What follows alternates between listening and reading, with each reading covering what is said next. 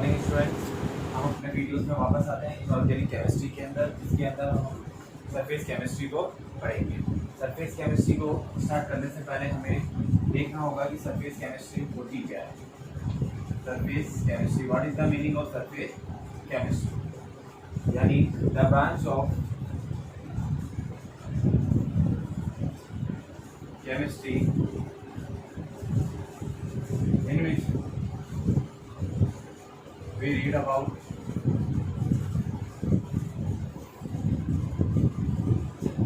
the nature and changes of the substances of solid and liquid. The branch of chemistry in which we read about the nature and changes of the substance of solid and liquid. यानी जो solid और liquid की substance है, उनके natures, उनके अंदर जो changes होते हैं, उसके बारे में हम read करते हैं, वो कहलाती है surface chemistry. अब surface chemistry के अंदर यानी जो surface के ऊपर chemistry हो रही है, जिसकी changes हो रहे हैं, उसको हम surface chemistry में study करेंगे. अब surface chemistry की सबसे बड़ी टर्म आती है कि सरफेस केमिस्ट्री के अंदर हम सॉलिड, लिक्विड और गैस, तीन तरह के हमारे सब्सटेंस है. अब जब भी हम इसके बारे में सरफेस केमिस्ट्री में स्टडी करेंगे, तीन सब्सटेंस के यानी हमारी जो सब्सटेंसेज हैं वो सॉलिड, लिक्विड और गैस में होगा. तो हमें क्या देखना है कि अब इनमें क्या क्या चेंजेस होते हैं, इसके नेचर्स होते हैं. तो हमें सॉलिड, जैसे for example if solid and liquid और टाइप ऑफ सब्सटेंसेस अगर हमने लिए हैं, तो उसके लिए जो हमारी सरफेस केमिस्ट्री को कैसे शो करेंगे, हम सॉलिड और लिक्विड को एक एरो से यानी फॉइस से या होल मार्क से शो कर सकते हैं कि सॉलिड और लिक्विड के अंदर हम सरफेस केमिस्ट्री को पढ़ रहे हैं. तो अब हम आगे स्टार्ट करते हैं हमारी नेक्स्ट इंटरफेस. टर्म आती है इंटरफेस.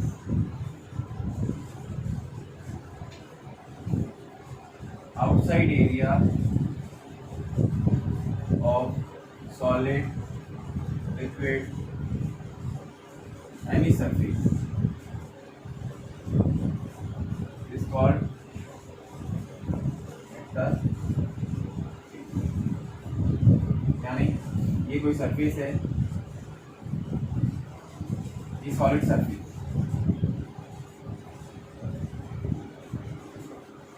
सॉलिड सब्सटेंस है कोई हमारा, तो उसकी सरफेस कौन सी होगी? Outer. This outer surface is called this interface. जो भी हमारे चेंजेस होंगे, जो हमारी केमिस्ट्री पढ़नी है हमें, जो हमारे सब्सटेंस आके ऐड होंगे, वो सब किसके ऊपर होते हैं? इस इंटरफेस के ऊपर होते हैं. तो वो हमें सरफेस केमिस्ट्री में देखना है. अब सरफेस केमिस्ट्री में हमारी आती है डिफरेंट टाइप की टॉपिक्स, जिसके बारे में हमें फिनोमिना हमें पढ़ना है. जिसके अंदर सबसे पहले हम देखते हैं, स्टार्टिंग करेंगे एब्जॉर्प्शन, फिर आता है एब्जॉर्प्शन, कैटलिस्ट और डिफरेंट थिंग्स आएंगी, जिसके अंदर हमें इनको स्टडीज करनी है. ये सब सरफेस केमिस्ट्री के अंदर आता है. अब सबसे पहला हम लेंगे इसके अंदर एब्जॉर्प्शन. करते हैं हम एब्जॉर्प्शन से. अब हम देखेंगे कि कोई भी सॉलिड सरफेस या कोई भी सरफेस है हमारे पास, चाहे लिक्विड हो या सॉलिड, इसके ऊपर कोई भी मॉलिक्यूलर जो पार्टिकल्स हैं किसी मॉलिक्यूल्स के, वो अट्रैक्ट भी होंगे और रिपल्स भी होंगे. हमने कोई गैस के ऊपर चारकोल को, जैसे कोई H2 का भरा हुआ सिलेंडर है, अब इसके ऊपर हम ऐड कर रहे हैं चारकोल, तो कुछ सरफेस पे इसकी चारकोल के पार्टिकल्स ऐड भी होंगे और कुछ इसको रिपल्स भी करेंगे.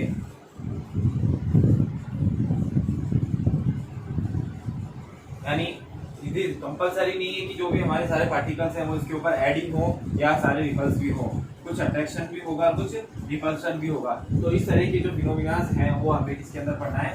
एब्जॉर्प्शन के अंदर. तो हम सबसे पहले देखते हैं what is the definition of absorption. देखिए एब्जॉर्प्शन होता क्या है, पहले वर्बली देखिए, किसी भी सरफेस के ऊपर, जैसे हमारी सॉलिड सरफेस है, इसके ऊपर कुछ भी पार्टिकल्स जो हैं वो आके इसकी सरफेस पर ऐड हो जाते हैं। यानी कोई भी, ये सॉलिड सरफेस है, सॉलिड सब्सटेंस है, ठीक है। अब इसके ये इंटरफेस, अब हमारी इस इंटरफेस के ऊपर ये पार्टिकल्स जो हैं लिक्विड के, वो इसके ऊपर ऐड हो गए। जो ये आउटर सरफेस पे पार्टिकल्स जो हमारे ऐड हुए, ये फिनोमेना हमारा कहलाता है एडजॉर्प्शन। यानी कोई भी पार्टिकल के सब्सटेंस के बल्क के अंदर और सिंगल भी पार्टिकल्स का एक्यूमुलेशन होना एडजॉर्प्शन प्रोसेस कहलाता है। अब देखिए the accumulation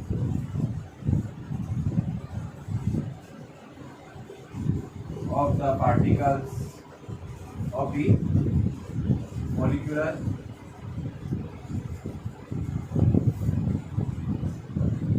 particles on the solid or liquid substances on interface rather than in bulk or single is called absorption। यानी एक्यूमुलेशन यानी उस सरफेस के ऊपर ऐड होना। The molecular subparticles on the solid or liquid substance on interface rather than in bulk or single is called absorption। ये तो थी हमारी एब्जॉर्प्शन की डेफिनेशन। यानी कोई भी सब्सटेंस जो होता है वो हमारी सॉलिड हो या लिक्विड सरफेस के ऊपर, इंटरफेस के ऊपर आके ऐड होगा, तो वो क्या कहलाएगा, प्रोसेस एडजॉर्प्शन कहलाएगा। अब एडजॉर्प्शन के अंदर दो चीजें आती हैं। फर्स्ट हमारी आती है एब्जॉर्बेट एंड एब्जॉर्बेंट। ये दो तरह से जो एडजॉर्प्शन की होती है। अब पहले हम देखेंगे एब्जॉर्बेट क्या होता है, दूसरा देखेंगे हमारा एब्जॉर्बेंट क्या होता है। अब मैंने आपको एब्जॉर्बेंस में जैसे एब्जॉर्प्शन के प्रोसेस की मैं बताया कि दो चीजें होंगी, या तो सॉलिड और लिक्विड, जिसे हम इससे शो करेंगे स्लैश से। अब जैसे सॉलिड के ऊपर कोई भी पार्टिकल्स आके हमारे लिक्विड के एब्जॉर्प्शन कर रहे हैं, सॉरी एब्जॉर्प्शन कर रहे हैं, तो क्या होगा, जो पार्टिकल्स लिक्विड जो हमारी सरफेस के ऊपर आके एब्जॉर्प्शन करेंगे वो क्या कहलाएंगे, एब्जॉर्बेंट। यानी जो पार्टिकल्स या मिनरल स्पेसीज है वो हमारे इसके ऊपर आके सरफेस के ऊपर एब्जॉर्ब हो रही है, एक्यूमुलेट हो रही है, कंसंट्रेट हो रही है, वो कहलाती है एब्जॉर्बेंट। और जो हमारा एब्जॉर्बेंट है, ये जो सरफेस हुई,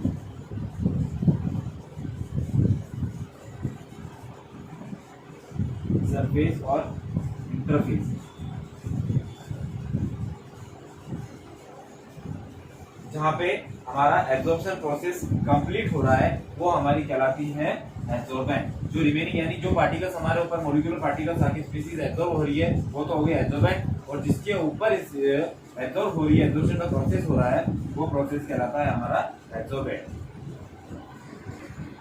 अब हम डेफिनेशन लिखेंगे एब्जॉर्बेंट कि what is the meaning of absorbent और एब्जॉर्बमेंट। एब्जॉर्ब यानी द मॉलिक्यूलर स्पेसीज और substance which are accumulate or concentrate on the interface is called absorbent. यानी जो हमारी मॉलिक्यूलर स्पेसीज है और जो सब्सटेंसेस हैं जो हमारे सरफेस के ऊपर आके एक्यूमुलेट हो रहे हैं या कॉन्सेंट्रेट हो रहे हैं, वो होता है एब्जॉर्बेंट। अब हमें देखना है एब्जॉर्बेंट। इंटरफेस और surface of substance in which the adsorption process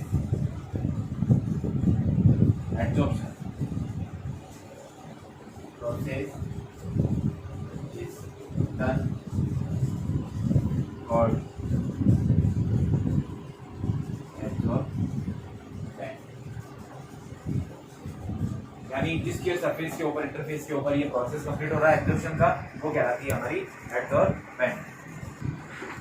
जो एब्जॉर्प्शन प्रोसेस होता है मेनली जो सरफेस होती है वो कौन सी काउंट करते हैं हम, इसके लिए सॉलिड सब्सटेंसेस ज़्यादा यूज करते हैं। जो एब्जॉर्प्शन का प्रोसेस वो किस पे होता है, मेनली सॉलिड सरफेसेस पे होता है। इसका रीज़न क्या होता है कि जो सॉलिड सब्सटेंसेस के मॉलिक्यूल्स और जो पार्टिकल्स होते हैं इसके अंदर ब्रॉड सरफेस रहती है और पार्टिकल्स में जो स्मॉल स्मॉल होल्स या इंटरफेसेस इजीली अवेलेबल हो जाती है। इसलिए हम जो होते हैं एब्जॉर्प्शन के अंदर मोस्टली सॉलिड सरफेस के बारे में स्टडी करते हैं। अब सॉलिड सरफेसेस के अंदर जो हमारा एब्जॉर्बेंट के लिए हमें सबसे ज़्यादा कौन सा यूज़ करेंगे, जैसे alumina gel, silica gel, mostly use आता है charcoal etcetera are very best absorbents, यानी इनके थ्रू ही हमारा जो सरफेस केमिस्ट्री का प्रोसेस यानी जो एब्जॉर्प्शन है वो कंप्लीट होता है। अब हम सरफेस के एब्जॉर्प्शन की कुछ एग्जांपल्स देखते हैं।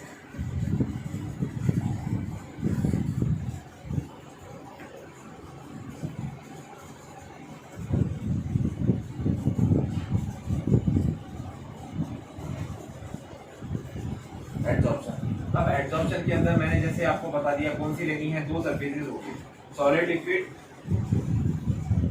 या सॉलिड गैस।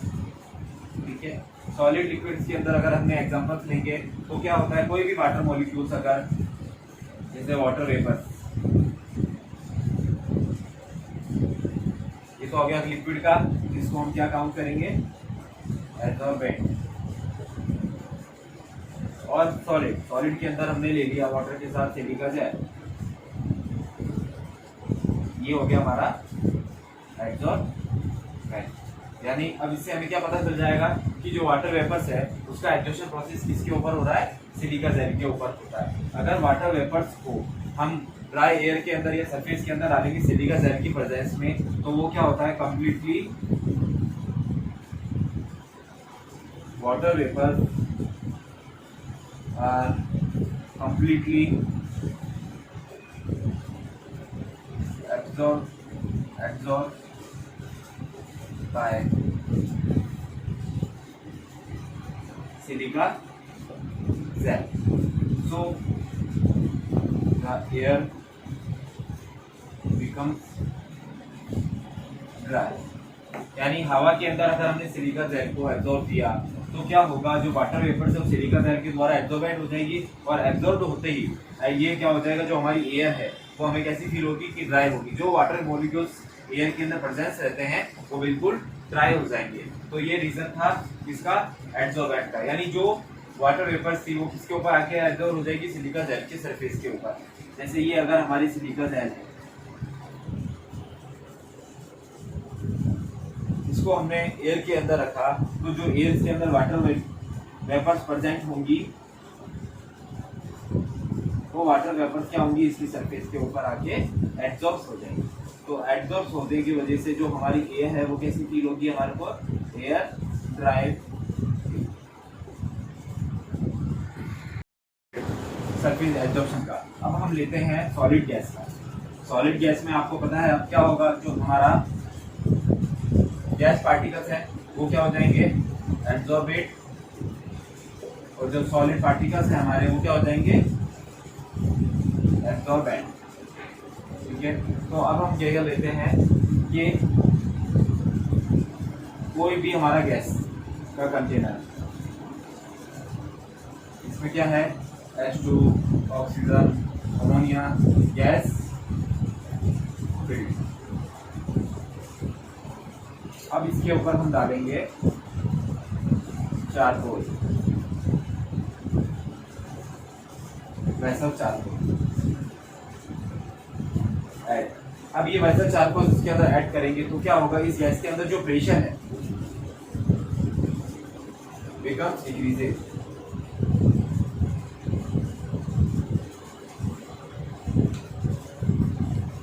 प्रेशर डिक्रीज क्यों होगा, क्या होगा, जो गैस पार्टिकल्स हैं वो किसके द्वारा, जो वैसा चारकोल है उसके द्वारा एब्जॉर्बेंट हो जाएंगे। एब्जॉर्ब होते ही उसका जो प्रेशर है वो क्या हो जाएगा, डिक्रीज होने लगेगा। इस सरफेस के ऊपर जो गैसेस हैं तो चारकोल क्या हो जाएगा, चारकोल उसको एब्जॉर्बेट हो जाएंगे और एब्जॉर्बेट होने के बाद वो प्रोसेस स्लो स्लो प्रेशर उसका डिक्रीज करेंगे। इसको हम कैसे लिखेंगे, देखिए,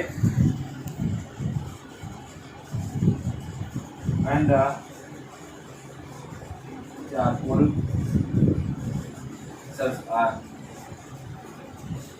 at gas like H2, CO, etc. The pressure becomes decreases after time due to the absorption of gas particles by the charcoal particles। यानी जो चारकोल पार्टिकल्स हैं वो क्या करेंगे, हमारे जो गैस पार्टिकल्स है उसका एब्जॉर्प्शन हो जाएगा, जिसकी वजह से जो कंटेनर है उसके अंदर जो हमारा गैस का प्रेशर है वो डिक्रीजेस हो जाता है। तो अब इसके अंदर हमारा क्या काम करेंगे कि हम जो चारकोल है वो तो क्या हो जाएगा, एब्जॉर्बेंट। चारकोल जो हो जाएगा वो हमारा क्या हो जाएगा, absorbent. And gas particles are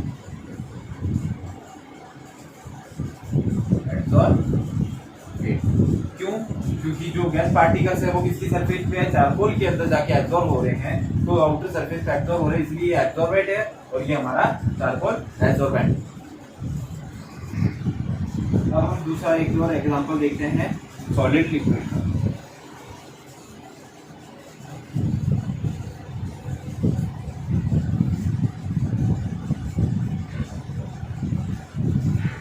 solid liquid, अगर सॉलिड लिक्विड के अंदर अगर हम कोई ऑर्गेनिक डाई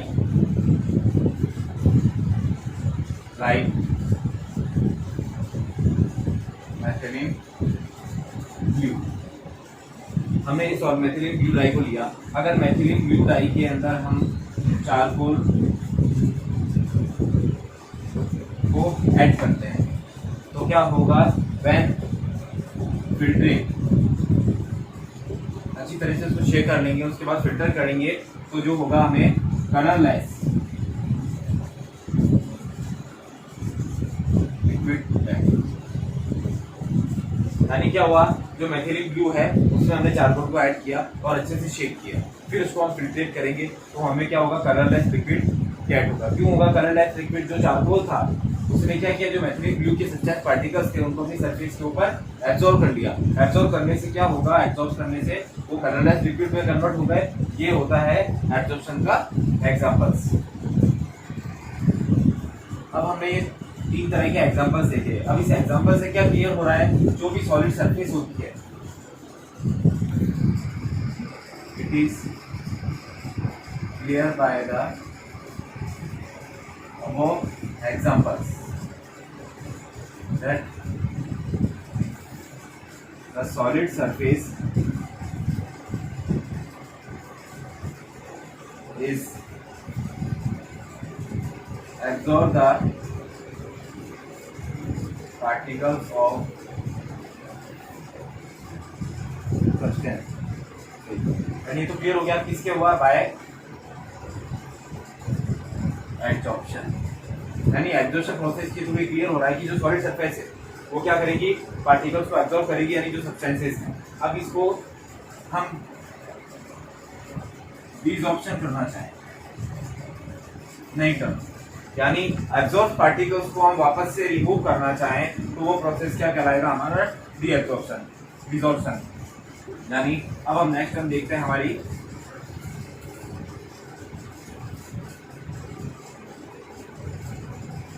डिसॉर्प्शन। अब यानी डिसॉर्प्शन, डिसॉर्प्शन में क्या आएगा, the process by which we remove the absorb particle is called desorption. यानी जो भी हमारे पार्टिकल्स है, एब्जॉर्ब पार्टिकल्स, उसको हमें रिमूव करना है सरफेस किसकी, वही इंटरफेसेस, यानी जो सॉलिड सरफेस है उसे रिमूव करना है, तो वो प्रोसेस हमारा कहलाता है डिसॉर्प्शन। ये थे डिसॉर्प्शन, यानी जिसके हम एडजॉर्प्शन का जस्ट अपोजिट, जिसको